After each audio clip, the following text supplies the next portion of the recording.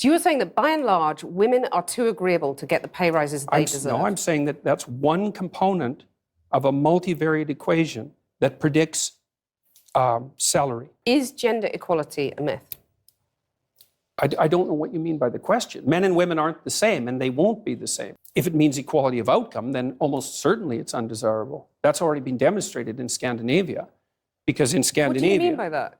Equality of outcome is undesirable? I'm just trying to work that out. I mean... Ha, gotcha.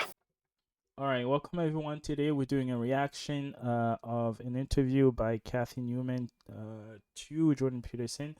I called it in debate because you'll see that sure Cathy Newman is the one asking the questions, but then she doesn't really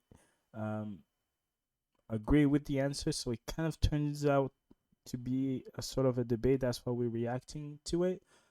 Also, I just want to point out that I'm not going to do, it's not going to be like a full-on reaction. I'm thinking about opening a Patreon page to pull all my full reaction. If you guys think it's a good idea, just leave a comment down below. I'm also going to link the debate or the interview. Pretty sure some of you have watched it before, so we're just going to go through some of the arguments that Cathy will share, and of course Jordan Peterson. We're just going to dissect a little bit here and there, and we'll wrap it up. So just make sure to like, share, and subscribe the video if you like it. So help us grow this channel. Anyways, without further ado, let's get into it.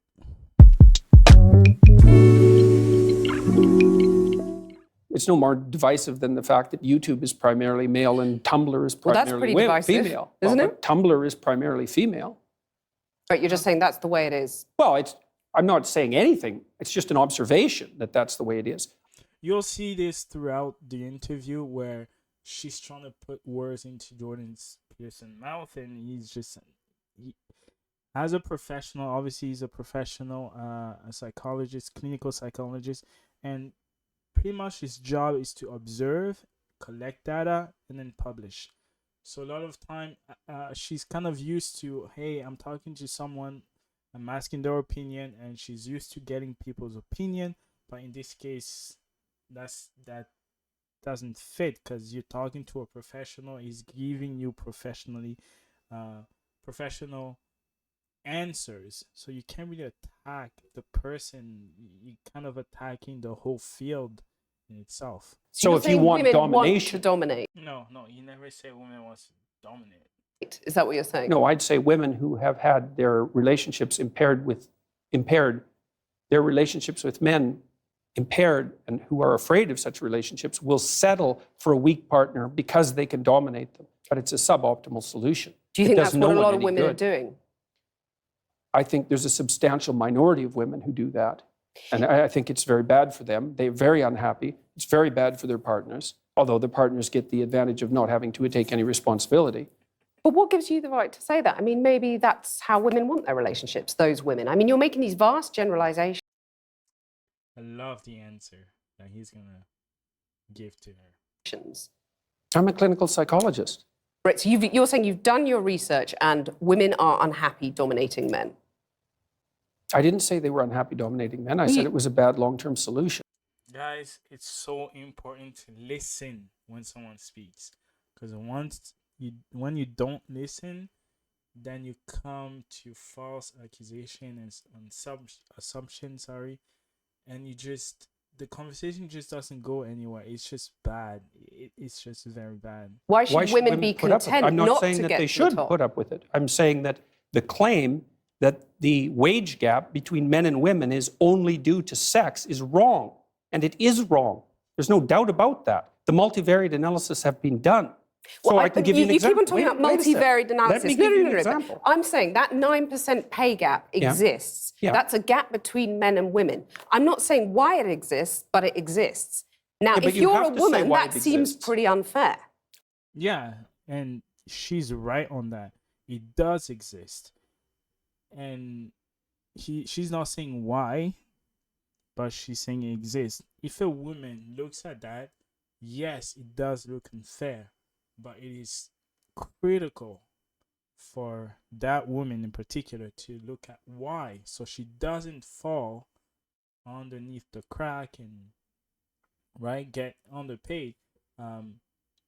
She can go for or go against the multi-analysis, like he said, the multiple reason why it's happening, and decide whether she wants to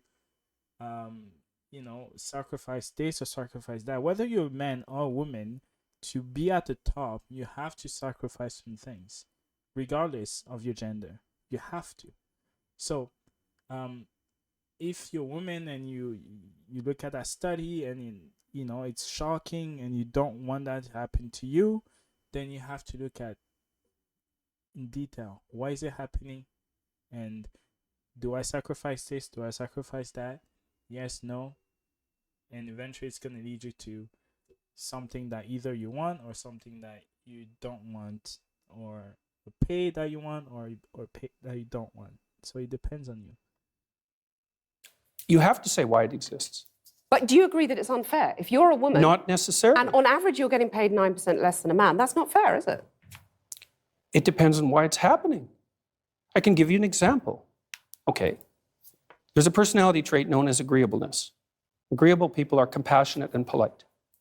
And agreeable people get paid less than less agreeable people for the same job. Women are more agreeable than men. Again, a vast generalization. Some women are not more agreeable than men. Yes, that's true, but that's right. And some women get paid more than men. Okay, so rather than denying the pay gap exists, which is what you did at the beginning of this conversation, shouldn't you say to women, rather than being agreeable and not asking for a pay rise, go and ask for a pay rise? Make yourself disagreeable with your boss. Oh, definitely, there's that. But I also didn't deny it existed. I denied it existed because of gender. Okay. See, because I'm very, very, very careful with my words. So the pay gap exists, you accept that, but you're saying... I mean, the pay gap between men and women exists, but you're saying it's not because of gender, it's because women are too agreeable to ask for pay rises. So it's one of the reasons. Okay, one of the reasons. So why not get them to ask for a pay rise? I've done that many, many times in my career. And they just I've counseled. Oh, they do it all the time. Of course. Do you agree that you would be happy if that pay gap was eliminated completely? Because that's all the radical feminists are saying. It would depend on how it was eradicated and how the disappearance of it was measured. And you're saying if it's at the cost of men, that's a problem? Oh, there's all sorts of things that it could be at the cost of. It could even be at the cost of women's own interests. So, because they might not be happy if they get equal pay. No, because it might interfere with other things that are causing the pay gap that women are choosing to do. Like having children. Well, or choosing careers that actually happen to be paid less, which women do a lot of. Okay, so I'm going to stop here because I want to show some stats. So Sweden is known to be the #1 country for gender equality. It says the most common occupation in Sweden was assistant nurses, home care, and homes for elderly. Women accounted for 91% and men accounted for 9% of people with this occupation. It was also the most common occupation among women. The most occupation amongst men was warehouse and terminal staff, which was the 5th most common occupation overall. Men accounted for 77% and women accounted for 23% of the people with this occupation. So let's look at this chart right here. So dark blue, that will be women, and light blue, that will be men. So here, it's the first one actually, assistant nurses, home care, and home of elderly. So you see, look at this. This is insane. This 91% compared to men. And then we look at this childcare workers, roughly about 90%. Here it's so shop sale, grocery will mostly women, but men as well. Home-based personal care and related workers, women dominate. Cleaners, helpers in office, hotels, and establishment, women dominate. Office clerks, women dominate. Look at this one, preschool teacher. That's insane. Look at that. That's like almost 99% of women. And then we look over here, professional nurses. And then we go over here, economic assistant, women assistant nurses, hospital, women. Now, if we look at men, I'm going to start over here. Engineering professional in electricity, electrical, electronics and telecommunication, mostly men. And then vehicle mechanics and repair. And then you have, I think this is maybe the most will be this one, but electrician, installation and service. And then you have a woodworker, carpenter, and you're gonna see a trend with these ones. You will see that either it's for men, it's a job that takes long time in terms of studying, or you will see that there are jobs that you have to do outside, or you have to use you have to be dirty, kind of a thing, right? Or they are fairly dangerous compared to women, which is more caretaking, beauty, fashion, home, and whatnot. And this is a country that have been pushing for equality. Okay, this is the #1 country when it comes to equality amongst men and women. Anyways, let's go back to the video. And they're willing to work 70 or 80 hours a week, nonstop, specialized at one thing to get to the top. So you're saying women are just more sensible. They don't want that because it's not a nice life. I'm saying that's part of it, definitely. And so I work So you don't think there are barriers in their way that prevent them getting to the top of those there are some barriers, yeah, like men, for example. I mean, to get to the top of any organization is an incredibly competitive enterprise. And the men that you're competing with are simply not going to roll over and say, please take the position. So let me come back to my question. It's absolute all-out warfare. Is gender equality a myth? I don't know what you mean by the question. Men and women aren't the same, and they won't be the same. Well, men and women won't sort themselves into the same categories if you leave them alone to do it of their own accord. I've already seen that in Scandinavia. It's 20-to-1 female nurses to male, something like that. It might not be quite that extreme, and approximately the same male engineers to female engineers. And that's a consequence of the free choice of men and women in the societies that have gone farther than any other societies to make gender equality the purpose of the law. Those are ineradicable differences. You can eradicate them with tremendous social pressure and tyranny, but if you leave men and women to make their own choices, you will not get equal outcomes. Right, so you're saying that anyone who believes in equality, whether you call them feminists, call them whatever you want to call them, should basically give up because it ain't going to happen. Only if they're aiming at equality of outcome. And this is, you got in trouble for refusing to call trans men and women by their preferred personal pronouns.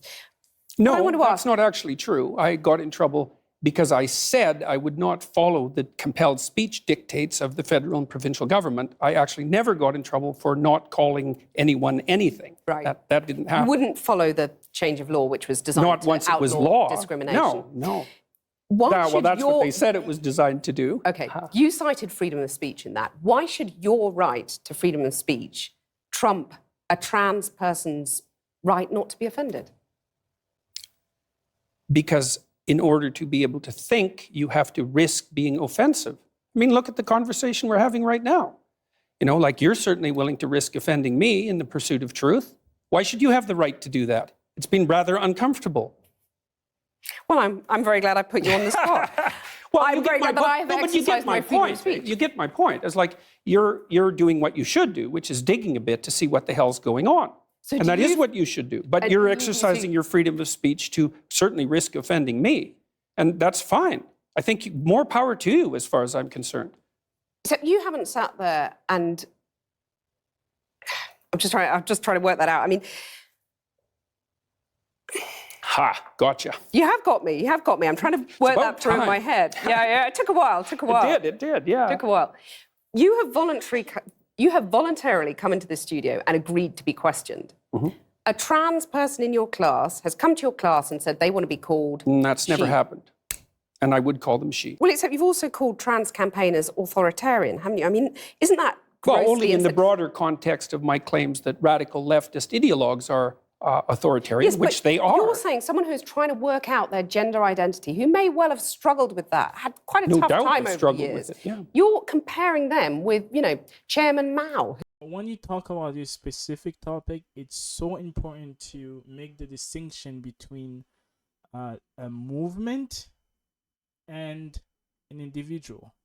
Someone who is going through a situation is different than an ideology or a movement that is trying or that has a specific objective when it comes to the broader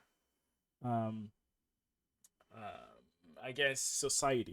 They're trans people too. They have a right to say these things. Yeah, but they don't have a Isn't it right to grossly speak for their whole insensitive community. to compare And they're not all trans people, by the way, when it comes to activists. Just need to point that out. them to Chairman Mao or, Pinochet, Augusto Pinochet. I mean, this is grossly insensitive. Isn't I it? didn't compare them to Pinochet. Well, I did compare them to he Mao. was an authoritarian. He's a wasn't he? right-winger, though. I was comparing them to the left-wing totalitarians.